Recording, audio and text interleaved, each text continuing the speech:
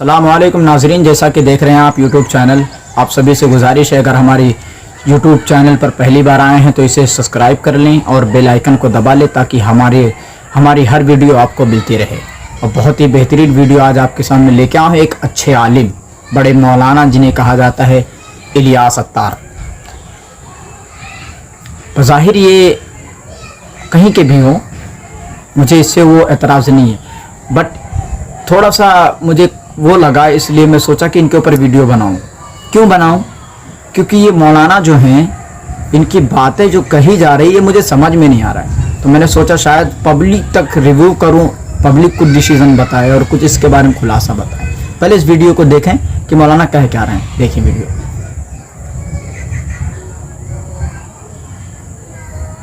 गौर से सुनिएगा। वीडियो कह क्या नमाज हो जाएगी? टोपी न हो या सर नंगा हो, नमाज हो जाएगी। लेकिन सुस्ती की वजह से अगर नहीं पहना तो नमाज मकरूह तंज़ीही, नापसंदीदा। और अगर नमाज के ताल्लुक से यूं सोचा कि मसला नमाज की टोपी का है, इसी मोहतम बिशान नमाज में टोपी लगा ऐसी कर नहीं है नमाज पढ़ नमाज सकते हैं या के लिए कोई नहीं पढ़ सकते, क्या नमाज होगी या नहीं? तो मौलवी साहब का जवाब क्या आ रहा है नंगे इसमें? सर पढ़ना।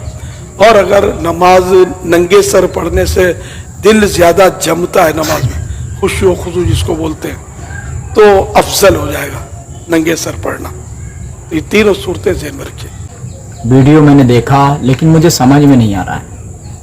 एक बात ये कह रहे हैं कि टोपी ना लगाएं, किसी काहली सुस्ती की वजह से तो नमाज मकरूह है तंज़ीही, नमाज नहीं होगी, हो जाएगी लेकिन मकरूह है। दूसरी बात ये सोचकर पढ़ें कि नमाज के लिए कोई ख़ास वो नहीं है जो हम इसको वो करके कोई एहतमाम करें टोपी लगाने का, तो इस हालत में कुफ्र है।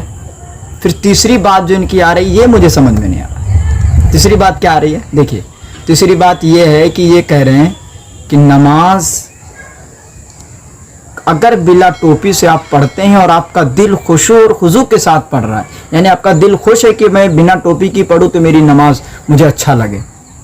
जब पहले शरीयत आपको इनकार कर रहा है तो आपकी टोपी वहाँ से आपका दिल कैसे देखा जाएगा? शरीयत के आगे आपका दिल नहीं देखा जाएगा। पहले शरीयत देखी जाएगी फिर दिल देखा जाएगा। शरीयत क्या इजाज़त देती है?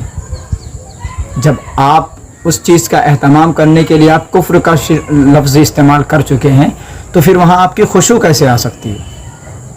सभी लोग इस बात का कमेंट में मुझे जवाब दे, फिर उसके बाद मैं एक वीडियो बनाऊंगा इसके ऊपर विस्तार से, और कि टोपी लगाना क्या है और टोपी ना लगाएं तो क्या है।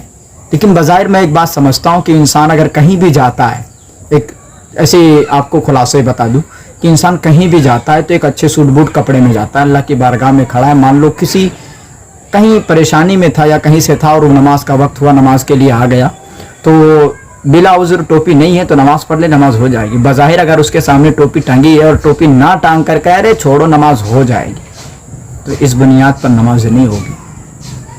क्यों? इसलिए नहीं होगी क्योंकि उसके साथ वो चीज़ उसके सामने मौजूद है, सिर्फ उसे उठा के लगाने की दिक्कत है। इसका मतलब यहाँ पर इसकी काहली है और वो नमाज को इतनी अहमियत नहीं देता। एक इंसान ससुराल जाता है या कहीं भी जाए, बड़ी इज्जत व एहतराम और बड़े ही अदब के साथ, बड़ा सज भज धज के, सेंट इतर मार के, खुशबू लगा के जाता है। यारो अपने अल्लाह की बारगाह में खड़े होते तो तुम्हें कैसे खड़े होना चाहिए? खुद को तुम्हें एहसास होना चाहिए कि वो रब कदीर है जिसकी बारगाह में हम खड़े हुए, वो मुझे देखता है और मैं उसे देखने आया हूँ। नमाज मोमिनों के दीदार है, अल्लाह के दीदार है। नमाज इंसान इसलिए पढ़ता है। यारों मैं आपसे कहूँगा कि दिल की खुशी के लिए शरीयत की पामाली ना करें। दिल आपका कहीं भी रहे उससे नहीं मतलब है, लेकिन आप जब नमाज के लिए आए तो हाजिर दिल नमाज के लिए होना चाहिए और शरीयत जिसका हुक्म दे उस पर अमल करते हुए नमाज पढ़ें। खुदा हाफिज़।